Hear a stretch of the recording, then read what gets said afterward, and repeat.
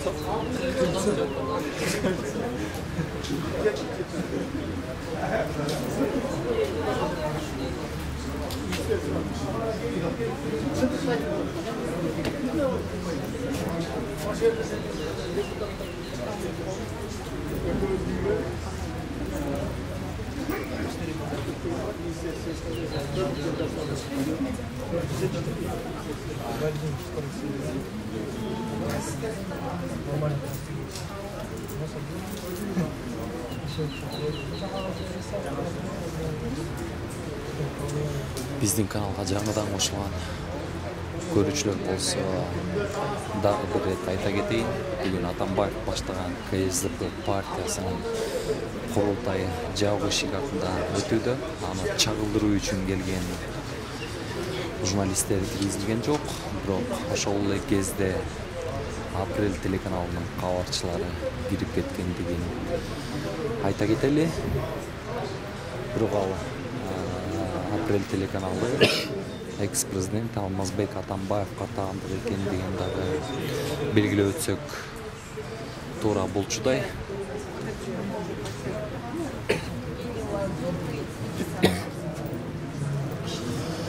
Бүгүнкү жыйынга жер-жерлерден шайланып келген партиянын мүчөлөрү, делегаттар катышып жатышат. Алардын саны буга чейин 170дей катышары дагы маалымдалган.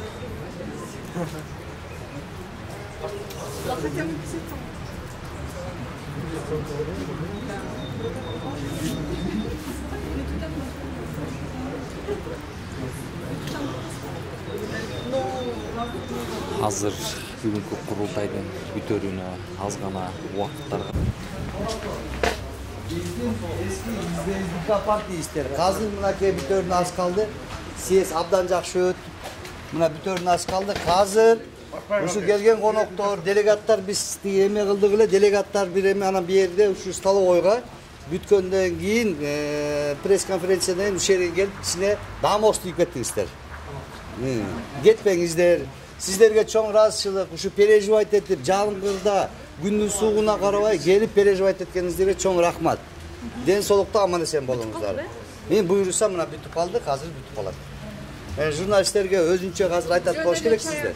Жөн эле чай. Жок, бүгүн съезд, бүгүн жөн эле чай организовать этип, биздин мурареки күйөрмандар делегатка мындай өзүңүздөр билесиздер, кичине территория аз болгондуктан здание.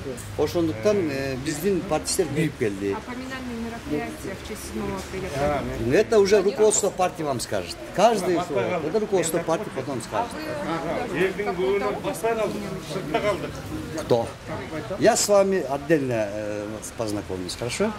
Все, спасибо. Я аксакалдар ошондой кылыңыздар, кетпеңиздер, ичине дамос тийип кетти. Жок, мына батпай калдык, сыртта калдык. Калдык. Жок. Аксакал. Делегаттын баары кирди. Жок, биз да делегатпыз. Биз да ездип калдык. Келгениңизге чоң рахмат. Партиянын мүчөсүмүн мен мисалы. Кайсы кыргыз беле, кайсы жактан келдиңиз? Кайсы жактан келдиңиз? Шаардан, Бишкектен. Аты жөнүңүз ким? Аты жөнүм Мадылкан. Фамилияңыз? Эмне болду? Кабылбеков. Читрга жазган кара? Иә. Читрга жазган кара сурап атпайсыз. Эсең мудан келип атып атабы. Канча жылдан бери партиянын делегаты болуп жүрөсүз? Мына буда буюрса ушул немеде өттүм мына. Партийный карточкаңыз барбы? Бар. Көргөзөйүнбү? Мына көргөзүп коеюн. Мына эмне партияга өткөнгө мага ким каршы болот? Мен өзүм өттүм, өзүм каалап мына. Партбилетим. Это вот новые, да, карточки? Мына жаңы карточка. Саат 10-да келдиңиз, анан 10-да келдиңиз беле? Эми батпай калдык да. Батпай калсак кирбей калабыз да. Кечигип калдык, кичине кечигип калдык. А сиздер да кечип калдыңыздар? Бизге тартпайлы. Батпасак дагы мына колдоп сылтып отурабыз. Рахмат. Батпасаңыз да колдоп.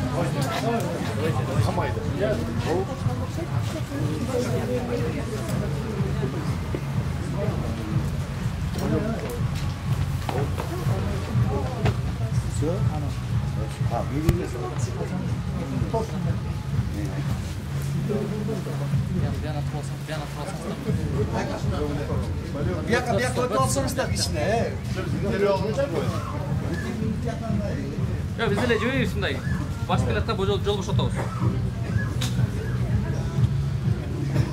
Урматтуу биздин телеканалдын көрөрмандары азыр курултай бүткөндүгүн билдиришти. Азыр бул жакта делегаттар чыгары күтүлүп турат. Бардыгын түзөтүп алып чагылдырып берүүгө аракет кылабыз.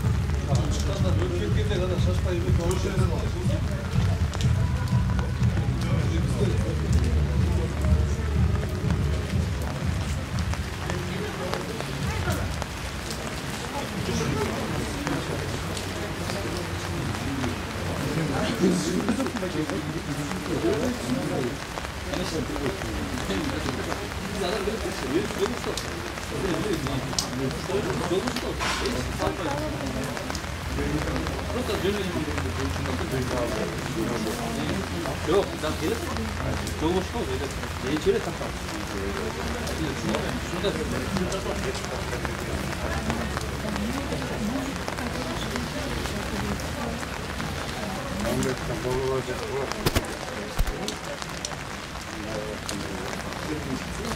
On beş bin lira. Geldin mi? Geldik.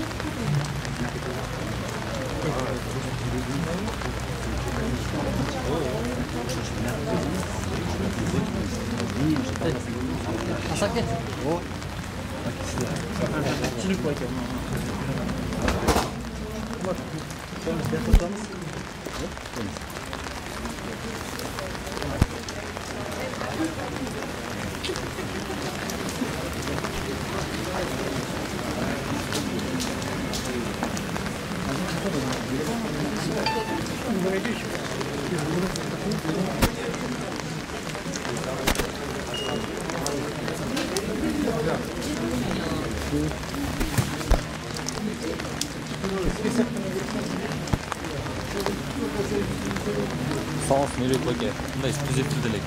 Бүгүнкү курултайда болгон чечимдер, кабыл алынган кандай сөздөр болду? Айта кетпейсизби? Күндүз берет алабыз. Макуланды. Бүгүнкү курултайга кимдер катышты, канча адам катышты, кимдер?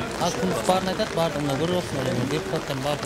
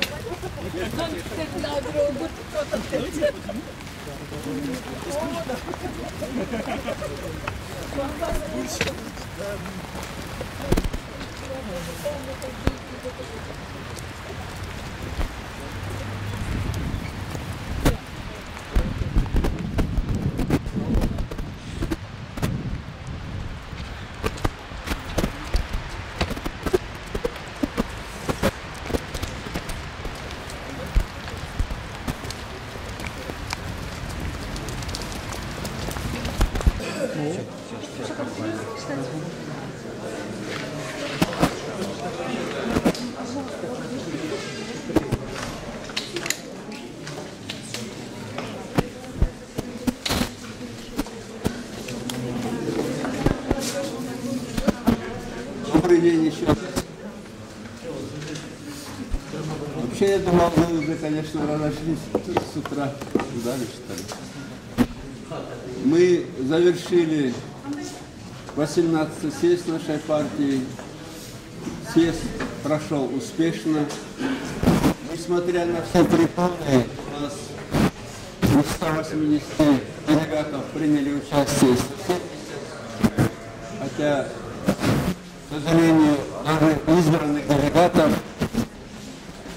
в некоторых регионах запугивали, уговаривали приехать на съезд. Журналистер biz hazır bizden 18 съезд özünün işini ayıkladı.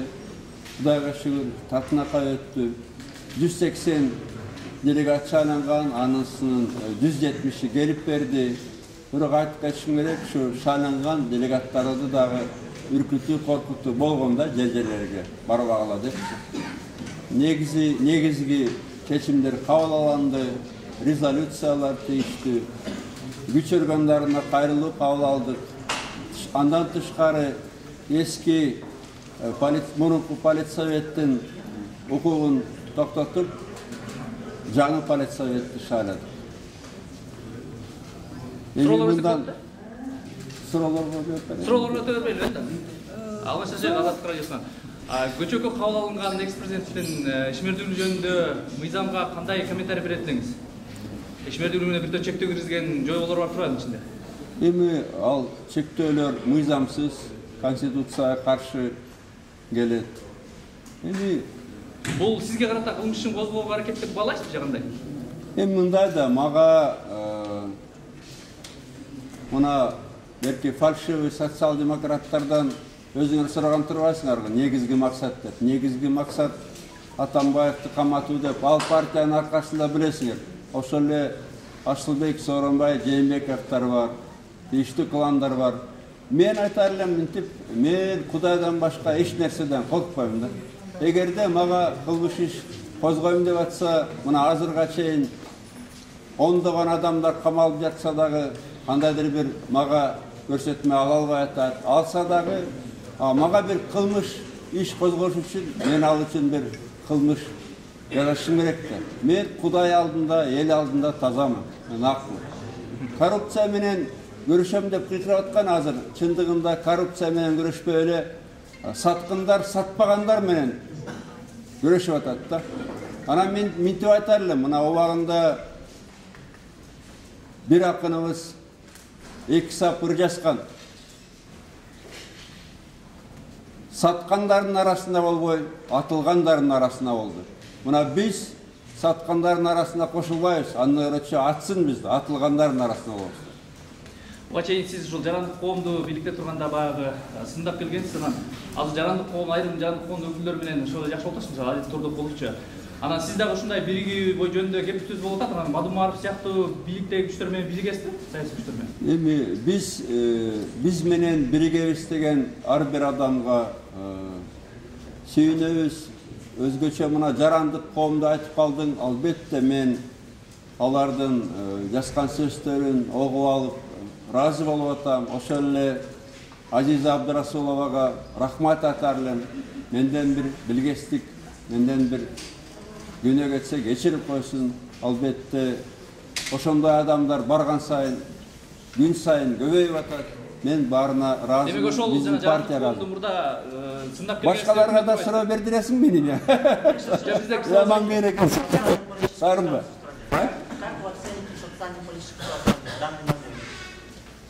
По Конституции у президента страны главная ответственность в соответствии со статьей 60 Конституции. Президент олицетворяет единство народа и государственной власти. То есть он должен обеспечивать единство народа и, кроме того, единство народа и государственной власти. Мы наблюдаем, что вот президент сегодня абсолютно не выполняет свои обязанности. Он натравливает ту же госвласть, администрации, силовые структуры на свой народ. Мы не смогли даже помещение найти под проведение, например, областной конференции в Аше. Пришлось проводить дома у Анвара Артыкова. Вспомните 15-й год. Какая партия где хотела, там и проводила конференции, съезды, в театрах, филармониях, на стадионах. Вспомните 17-й год, выдвижение президентов. Кто где хотел, театр, филармония, концертный зал, стадион. То есть мы видим, как буквально за 1,5 года в Кыргызстан вернулись бакиевские порядки, бакиевская атмосфера. Вернулась атмосфера страха и предательства. Это, конечно, печаль. Уважаемые коллеги, всем, наверное, спасибо.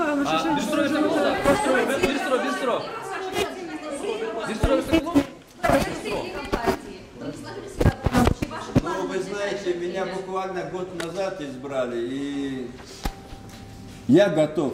Я думаю, что из наших рядов выйдут новые лидеры, новые вожаки. Тем более мы видим, что наши ряды пополняются и будут пополняться.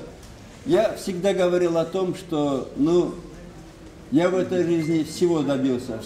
Но сейчас такое время, когда кому-то надо, стоять впереди, скажем там, кому-то надо подставлять свою игру. Пока, я думаю, я для этого нужен. Потому что надо говорить правду, и людей трудно винить, потому что тот, кто предал, он хочет, чтобы все вокруг были предатели. Тот, кто сам нехороший человек, хочет, чтобы все были вокруг еще хуже. В этой ситуации человек слаб, и людей можно запугать там работой, родственниками и так далее. И в этой ситуации все-таки кому-то надо быть впереди, и пока, видимо, я нужен. Жээнбековдун эл шайлаган деп жаным шашилович. Мына мисалы азыр сиз ушул үй-бүлөлүк планга каршы жүргүзүп атасыз. Анан барыбызга белгилүү ошол Сооронбай Жээнбековго карата да ушул үй-бүлөлүк планга каршы өтпөйсүзбү? Анан сиз ушул көпчүлүктү мындай суроо болуп атат да, өзүңүз баягы жаныңызда жүргөн жолдошторуңузду азыркы келген Сооронбай Жээнбеков камакка алып, жана сиздин айткандарыңызды айтпай өзүңүз жаткандыктан улам сиз баягы өчөшкөн максатыңызда саясатта жүргөнгө чактырса, мындай саясаттан кетип салайын деп ойлойсузбу? Анда мамлекет талкалана берсин, бөлүнө берсин. Мен жыргап эс алып жүрө берейин. Албетте мен андай жыргап жашайын десем жыргап жүрө бермекмин. Колумда деле бар нерсе. Бирок мамлекетти дагы ойлонуш керек да. Ататынакай сөз бар акындын. Сен ооруба, мен ооруйун аты журтта. Ата журтубуз момда кыйын мезгилде келгенде, ата журтубуз 1,5 жылдын ичинде мына бакиевский замандарга кайра келгенде, мындай ойлоп турам, жүрөгү таза адамдар, Кыргызстандын келечегин ойлогон адамдар үйүндө жыргап отура албайт, жыргап жаша албайт. Биз баарыбыз тең Кыргызстандын келечеги үчүн күрөшүбүз керек. Бул биздин мекенибиз, карегибиздей мекенибиз. Жээнбеков, бир суроо. Партиянын төрагасынын ордун басары Асел Сөзбеков мына жогорку депутат Анвар Артыкович Артыков. Анда съездин кабыл алынган документтер боюнча Асел Сөзбековна Кадыранова кичине баягы сиздерге баяндама берет. Саламатсыздарбы, урматтуу журналисттер. Эми биз буюрса өзүбүздүн курултайыбызды өткөздүк. Маанилүү резолюцияны кабыл алдык. Аны пресс-служба ачык булактарга жайгаштырат. Ана бүгүнкү экинчи маселе биз мурунку полицейеттин иш құрамын тоқтаттық, алардың іштеген жаңы полицейік шайладық бұл учурда. Анан башка да көп мындай жакшы жаңылыктар болду. Биз аны эми пресс-службабыз ачып пресс-релиз бергенде аны тагыраак жазып берет. Анан суроолоруңар болсо. Саясий кеңеште кимдер болду бул жолу? Эми ал тизме аябай чоң. Бүгүнкү учурда биз азыр мына съездден 42 кишини шайладык, бирок биз курултайдан уруксат алдык.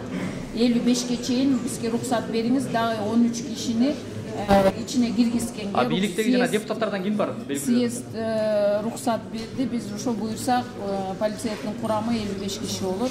Бүгүнкү учурда полицейдин курамында жогорку кеңештин канча депутат болду? 8 депутат. 8 депутат бардыгы кирди. Ооба, бардыгы кирди. Бүгүнкү мына съездге катышкан депутаттар бүт полицейдин курамына киришти. Бир эле депутатыбыз Айнакулов Мухтар Саматов алды, себеби анын бир тууган иниси, как Чүй областта бир райондун чоң координатору катары полицейдин курамына кирди, ошондуктан ал киши өзүнө Саматов алды да. Курултай эмнеге жабылып? Семейный болбосун. Курултай эмнеге жабылып атты бүгүн? Эми биринчиден залыбыз кичирээк болуп атат, себеби айтып кетти, мына бүт жерде биз конференцияларды өткөзүп атканда ар кандай бизге бут тозуп ошондой болуп атканда, анан бул жолу да биз ошо ойлондук, ошо курултайды өзүбүздүн эле конференц-залыбызда өткөзөлү. Давайте теперь еще следующее. Правильно, Ирина Юрьевна тоже ответит, что... О чем говорили, вопрос понимаете? Сейчас Ирина Юрьевна расскажет. Я не поняла, что это было ваше. Какие вопросы понимаете в связи, о чем речь? Но самое главное, я хочу отметить, что впервые в истории Кыргызстана на съезде мы, так как кандидатом в президенты, и президентом был наш председатель Алмаз Атамбаев, то я хочу отметить, что впервые он отчитывался за свою работу как президент. То есть сегодня съезд заслушал отчет Алмаза Атамбаева за свою деятельность, будучи президентом. То есть сегодня все партийцы слушали, что удалось выполнить, какие позитивные задачи, что хорошего, что не доделано, что нужно дальше делать. Самое главное, что мы говорим о том, что мы хотели о системности. Почему передача мирным путем власти и был кандидат именно опять снова от нашей партии? Чтобы весь свой багаж, опыт по развитию страны передать следующему президенту нашей же партии, чтобы вот это вот была вменяемость. И, конечно же, так не получилось, как мы с вами видели. Сегодня нас выдвинули в платформу оппозиции. То есть вот в этом поле мы сегодня вынуждены работать. Мало того, что буквально сейчас, выходя из дверей, ко мне подошли баткенские ребята и сказали, как только мы выехали на съезд, Ирина Юрьевна, в наши дома пришли работники ГКНБ. Я их попросила, напишите, пожалуйста, официально, потому что сегодня на съезде мы официально обратились к органам нацбезопасности, правоохранительным органам. Прекратите заниматься и вообще вторгаться в работу политических партий. Законом запрещено госорганам вмешиваться в работу политических партий. Они сегодня гоняют наших активистов. Все, кто поддерживает сподвижника Атамбаева, уже уголовные дела пооткрывали. Вот сейчас, можете этого баткенского парня спросить. Он сказал, не успел выехать, уже в доме у меня ГКНБ шурует. Слушайте, это, конечно же, нас еще больше вдохновляет к тому, что мы правильным путем идем. Несмотря на то, что мы малочисленные, но я хочу сказать вам, уважаемые журналисты, партия не раскололась. От партии откололись те, кто пришел ради мандата, ради карьерного роста, потому что очень многие в нашей жизни привыкли поближе к верхушке власти, чтобы какие-то получать преференции себе и привилегии. И вот как только партия оказалась в таких условиях, эти люди стали откалываться. А костяк партии, он сохранен. И мы сегодня об этом говорили. Ну и, конечно, все выступающие сегодня поддерживали. Мы приняли резолюцию по работе Алмазбека Атамбаева, будучи президентом. И самое главное, мы аннулировали старый политсовет и приняли новый состав политсовета. И Алмазбек Шашенович обратился сегодня к делегатам, что еще дополнить еще дополнить. То есть это вот не окончательное, да, до 55 человек дополнить политсовет. То есть я считаю, что работа на съезде была, ну, не бюрократическая такая, да, встали, проголосовали, сели, никто не имеет. Сегодня были те, кто против, те, кто воздержался, те, кто за, критика была достаточная, и конструктивная критика, а не по личности, как сегодня привыкли многие. Вседозволенность, это можно критиковать и унижать личность. Такого у нас нет. Поэтому самое главное, мы приняли к тому, что партия идет в обновленном составе с новым политсоветом. Мы готовимся к новым выборам. И девиз нашей партии, что это сильная парламентская республика. Мы будем продолжать двигаться в этом направлении. Успешная страна. Давайте я коротко, наверное, назову, какие документы были приняты. Была принята резолюция, обновленный курс СДПК, сильная парламентская республика, единый народ, успешный Кыргызстан.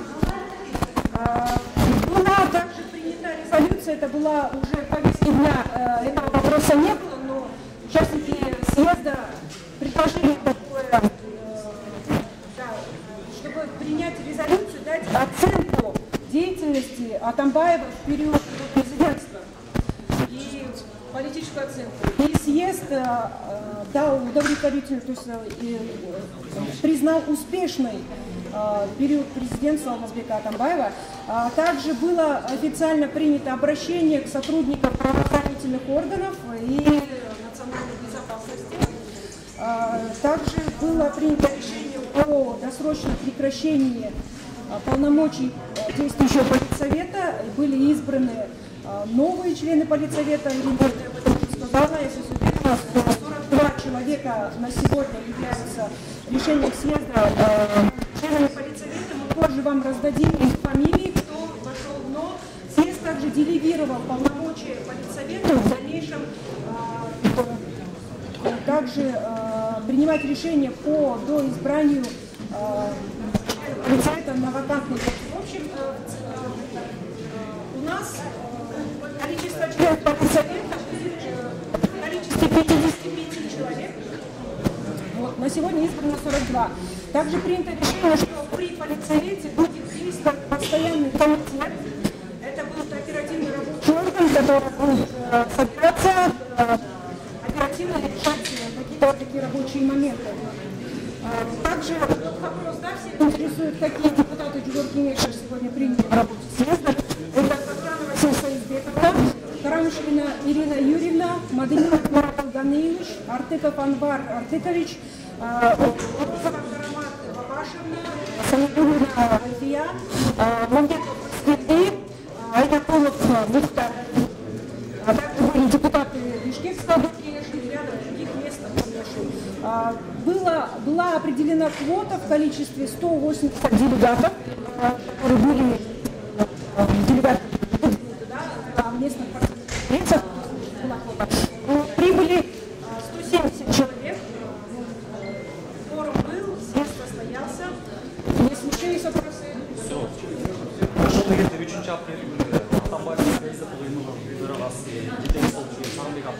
Партияның төрағасы болып сайланбады. Алар айтып жатыр, мыйзам чегинде партия калса, сиздер соттоочуларда бар болсоңуздар, эгер алар кандайдыр бир жеңишке ээ болуп калса, сиздер парламенттик шайлоого кайсы бир партиянын башка партиянын пикирин чыгасыздар. Алардын сиз жана айтып атпайсызбы, жеңиш алардыкы болбойт, анткени алар мыйзам, сиз мыйзам биз тарапта. Анан балким болуп кала турган болсо биз деле варианттарды карашабыз. Бирок биз азыр легитимдүү мыйзамдуу бир гана партиясы, биздин партия. Сагынбек Абдрахмановдун кыймылы бул мыйзамсыз, легитимсиз кыймыл.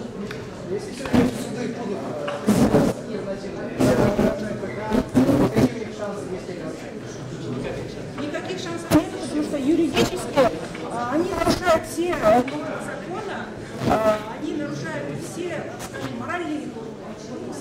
И никаких шансов у них нет выиграть, потому что... Здесь, видите, два варианта. Здесь два варианта. Да? По закону и по политике. Если по политике, конечно, шанс выиграть у нас очень маловероятен. А если по закону, то закон на нашей стороне. По закону мы являемся той партией, которая просит СДПК, это являемся более в Министерстве юстиции в реестре зарегистрировано, что председатель социал-демократической партии Алмазбек Шашенов, заместители тоже определены.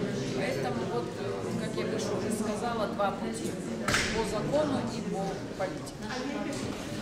Также, уважаемые журналисты, поздравления поступили в адрес Алмазбека Шашеновича, в адрес нашей партии, от партии «Единая Россия», «Справедливая Россия», а также «Социнтерна» с нашим 18-м очередным съездом.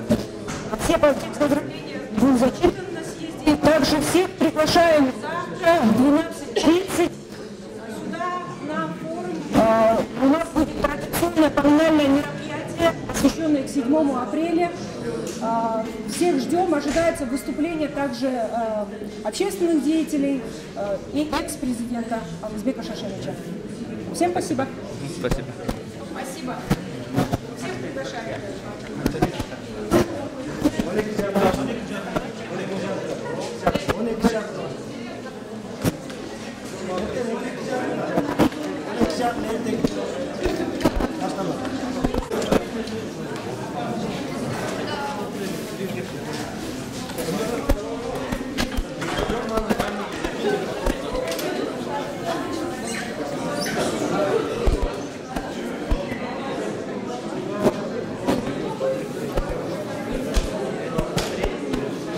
Съезд себебі СМК партиясыны бөліп жарабыз деген күштер бар. СМКны жоқ қылабыз деген, мұны еңбегін жоққа шығарабыз деген күштер бар. Бірақ ошоға қарабастан съезд аябай конструктив өтті, конструктив ұсыныстар болды. Сөйлегендердің барлығы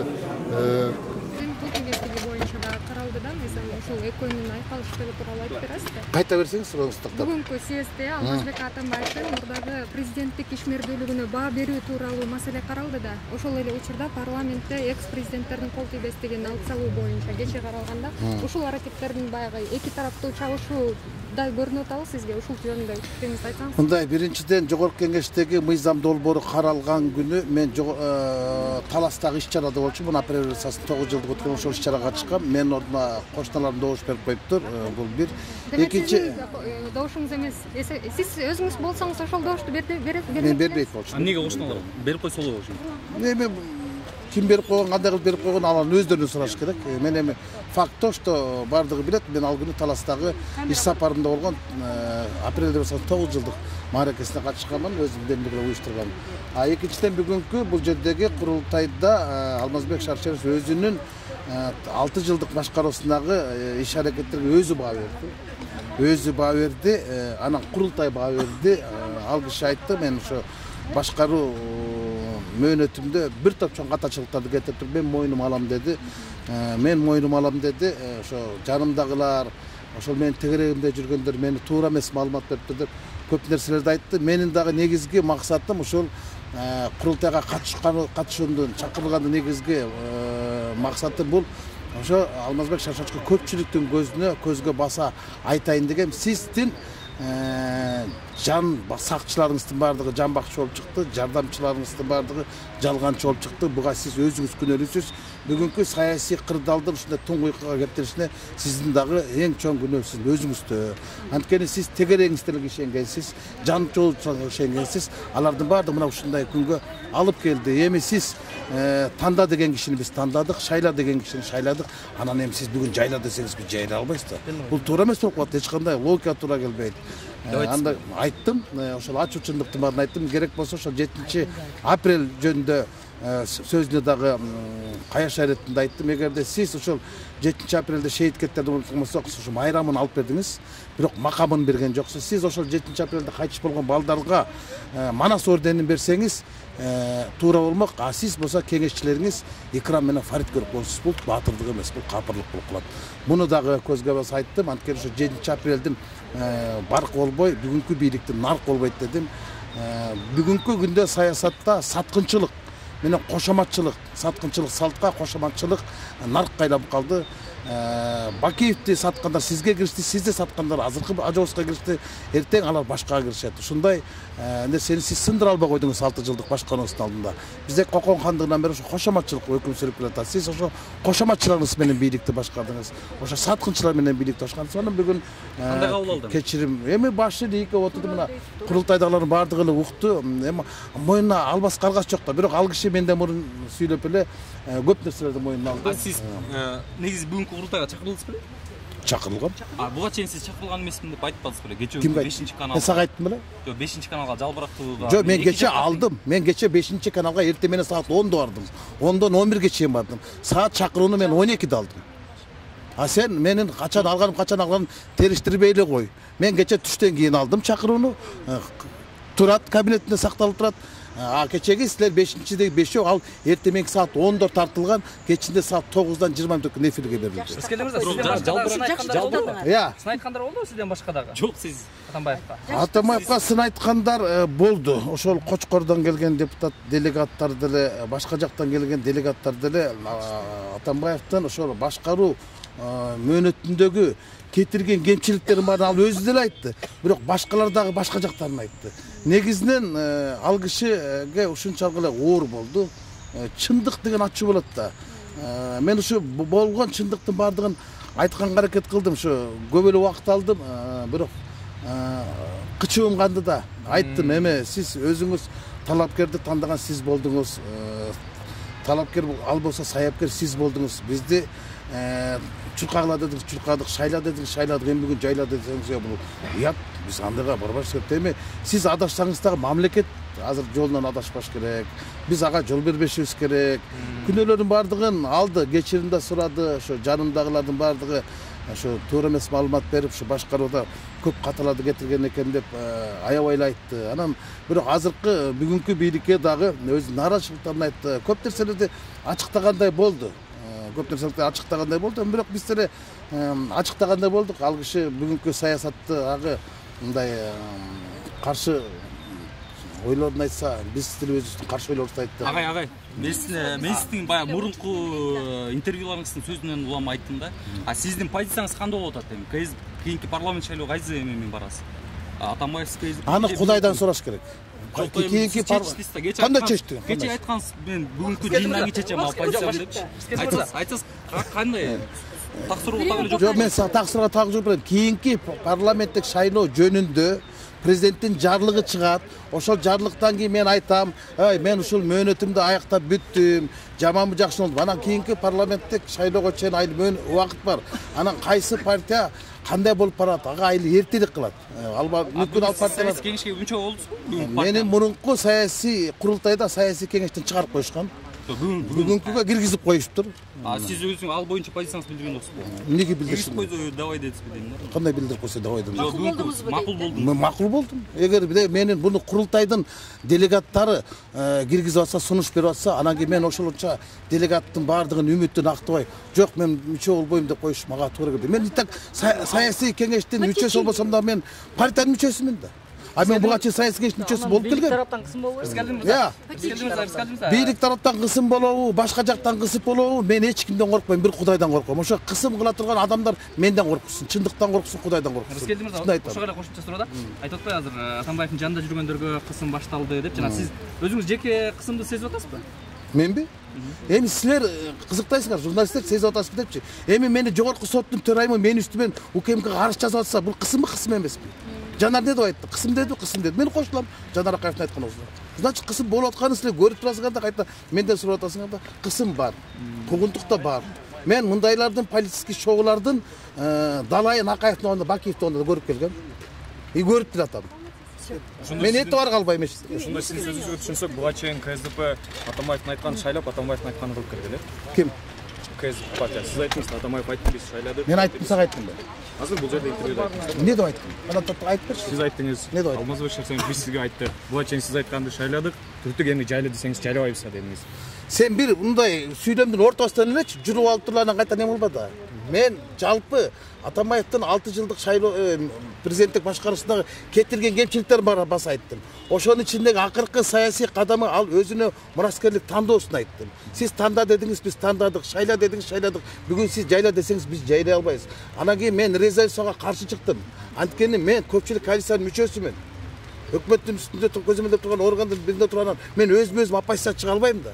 Булардын мындай оппозицияга өттүктүгү деп мен өзүм кайта оппозицияга өтөм. Бул жана туура эмес болуп калат. Калгандар эки резолюция чыкты, мен каршы деп коштум. Болду, жадагы баары болду. Анан кийин дагы айта Сагынбек Абдрахмановтой бул качып кетти дейт. Сатып кетти, басып кетти дейт. Айтыр, кандай ыңгайсыз да ыңгайлуу суроо баардан жооп берем. Алмазбек Шаршенович буга чейин Равшан Жээнбеков тууру деп атап келбеди беле, анан бүгүнкү күндө экөөнүн жолугушуу бар. Аны Алмазбек Шаршенов өзүнө сурагыла. Ошо сиздин оюңуз кандай? Мен оюмду мен бирөөнүн оюн айта албайм да. Боюнча кандай ойдосуз? Эми бүгүнкү күндө мен айтпадымбы? Саясатта саткынчылык деген салтка кошоматчылык деген нарыкка айланып кетпеди. Мына ошону далилин айтпадым. Мен маны башка кантип комментарий беришим керек. Бүгүнкү күндө саткынчылар менен кошоматчылардын ооматы келип аткан болот. Мисалы, Акаевди саткандар Бакиевдин куроосуна киришти, Бакиевди саткандар Атамбаевдин колтуна киришти, Атамбаевди саткандар Адылкажоовдун колуна киришти. Мен сатканды, чыккынчылыкты жаман көрөм. Мен бүгүнкү жерге эмне үчүн келдим? Мен азыркыга сигнал бердим. Мен Атамбаевди сатпасам, мен Сооронбай Шариповичти сатпайм. Саткандар сата берсин, качкандар кача берсин, баскандар баса берсин. Бир жерден бир делегат ката айтты. Мен ушу сатылгандардын арасында болгончо атылгандардын арасында болгонум артык деди. Ошон үчүн бул бизде саясаттагы ушундай саткынчылык нерсе бул мамлекет бүгүнкү күндө ушундай болуп мен ушул бүгүнкү жыйында мындай нерсени айттым да, ошо эл бүгүн элеңдеп отурат. Ушул эки президенттин, азыркы президент менен мурунку президенттин ортосундагы эрегиштен эр өлөт дейт, бирок чынында эр өлбөйт, эл өлөт. Экономика болот. Мына экономика өлдү. Элдин баардыгы ушул эки жакты карап отурат да, булардын амбициясы аркандай албай жатат. Кимди айтып атасыз? Эми азыркы президент менен мурдагы президенттин ортосундагы алака мамлекеттин жалпы өнүгүүсүнө тоскоолдук жүргүзүп атпайбы? Мен ушуну айттым, токтоткула. Өзүн айттыңыз да ошону, Эми курултайда айттым. Өзүнө айткандан айырмасы элдин баардыгы укту. Дегеле СДПКнын келечегин кандай көрөт? Себеби СДПКнын эки партия. Эми СДПКнын келечегин Кудайдан сураш керек, кандай болот, тагдыр кандай болот. Эч ким айта албайт эртеңки жөнүндөчү. Мен мындай көрөм, мен албетте мен айтышым мүмкүн, мындай депчи. Бирок бийликтин колунда да бардык нерсе. Бийлик эки жердеги экини 4 десе бүгүн 4 деген баа чыгып атат. Бирок бийлик эки жердеги экини 5 десе 5 дегенде болуп атат да. Эми биз кимди сотко беребиз? Пифагорду сотко берейикпи? Эмне үчүн 4 эмес, эмне үчүн 5 депчи? Соттордун чечими кээде 4 эмес 4,5 деп чыгып атат. Анан бүгүн кече бир партияда жүргөн партиялар бүгүн бияка, бүгүн эртеси тияка кетип эле качып эле бир жектен бир жекке өтүп атпайбы?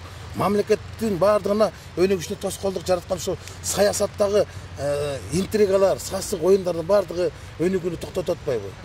Анан кийин баягы мен айттым, ушул ынтымак болбогон жерде ынкылап болот деп. Ошо ынкылап болбош керек. Ынкылап болсо адамдын аң сезиминде, маданиятта, адабиятта ынкылап болсо болот да. Бирок мына 7-апрель акыркы бойдон калыш керек. Ошо азыркы 7-апрелдин баркы болбой, азыркы бийликтин наркы болбой деп айттым. Мисалы жылда 7-апрель элдик революциясы мамлекеттик деңгээлде улуу филармонияда болуп, анан ага баардык жактан ошол тиешеси бар адамдар катышып, мындан бир сабак болсо деп туруп чоң жыйын болчу. Быйыл өтпөй калганын айттым. Эмне үчүн быйыл өтпөй калды деп. Анан кийин экинчиден азыркы Ажоовдун жарлыгы чыкты. Ошол жарлык чыкканда дагы ошол апрель революциясына мындай аралашпаган адамдардын баардыгын уюштуруу комитетине киргизип коюптур да. Анан аны дагы айттым. Кармашкандар кирбей эле жармашкандар кирип калыптыр Бакиевдин бийлигине. Булар менен кандай бир иш алып барат депчи. Анан ошо бир көп эле сүйлөгөндөй болдум, ачуучундуктун баардыгын айткандай болдум. Анан ал киши кандай кабыл алды, кандай болуп отурду, мен аны караган жокмун. Бирок жалпы делегаттар ар бир менин сүйлөгөн сөзүмдү кол чабып кабыл алганына караганда ошо коомчулукка, ошо жана делегаттарга жактым окшойт. Анан кийин башка адамдарга жакпадым окшойт болуш керек. Ак үйгө деле бул жерде отурган эки президентке деле жаккан жокмун, бирок элге жактым окшойт. Бир суроо берип кол, эмоция калтырбай эле жооп берели да. Агай, буга чейин КСДПдан ичинде болуп аткан кризистер боюнча да белгилүү да баарыбызга элечи. Ошол эле кезде Асылбек Жээнбеков дагы партиядан чыккандыгын жарыялады. Интриганы баягы айтыпчы, интрига болот деп. Сизде да ушундай ойлор келген жок белем негизи? Партиядан чыгып кетейин деген. Жок, менде ой болгон жок. Мен бүгүн айттым да, Алмазбек Шаршенович мынакей Мээрбек Мискенбаевты парламенттен чыгардыңыз, Жанар Акаевты фракциядан чыгардыңыз, мени саясий кеңештен чыгардыңыз. Не таптыңыз? Калган ошо калгандар гана ки бүгүн. Бирөө да басып келген жок, сатып кетишти депчи.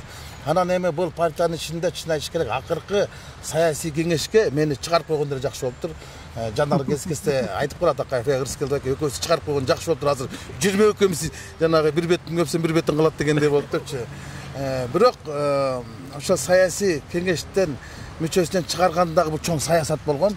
Анткени мен ошол кездеги фракцияда эң баштык кылып, фракциялык диктатурага жол бербегендиги үчүн каршы чыккандыгым үчүн жогорку кеңештин төрагасын тандоодогу шайлоодо каршы чыккан. Муну кечээ 5-де 5 немесинен көрдүңөр болуш керек. Бизде ошол кезде президенттин аппарат башчысынын орун басары ачык эле айтып берейин, Фарид Ниязов менен Икрам Илименовдор келип отуруп, буну шайлайсың дейт, анан депутаттыкка келип отуруп, буну шайлайсың десе биз кимбиз анда? Биз добуш берүүчү машинабызбы деп, жок, мен силер көргөзгөн Канат Исаевди эмес, мен Бакыт Төрөбаевди шайлайм деп каршы чыгып, Бакыт Төрөбаевди шайлагам. Эгерде мен ошондо таң көрө Канат Исаевди шайлап койсом, ал түрмөдө эмес спикер боло турмак экен.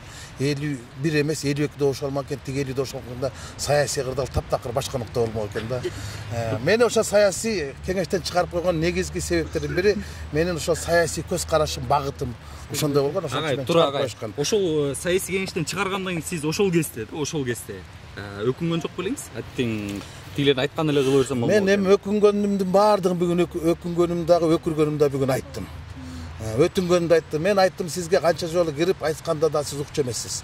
Ошо жан сакчыларыңызга ишеничиңиз, алардын баардыгы жамбакчы болуп чыкты. Жардамчыларыңыз ишенсиз, алардын баары жалганчы болуп чыкты. Мына жаныңызда киши калган жок, баардыгы басып кетти. Ошол кезде ошол карапайым делегаттарды уксаңыз болмок. Анан кийин партиялык тизмени түзүп дегенде дагы мына ушул жерде 20 жылдан бери жүргөн партиянын мүчөлөрүн алсаңыз болмок. Ушулар сатмак эмес, ушулар качпак эмес. Тилекке каршы сиз тандооңуз туура эмес болгон. Мына бул байкуштар шайлоодо үгүт менен жашайт, шайлоо бүткөндөн үмүт менен жашайт. Өмүр бою СДПК келди, бүгүн да келишти деп ошолорду айттым. Ошо негизден СДПКнын бүгүн жарылган экенсиз да, жарылдым. Болушунча жарылдым. Болду.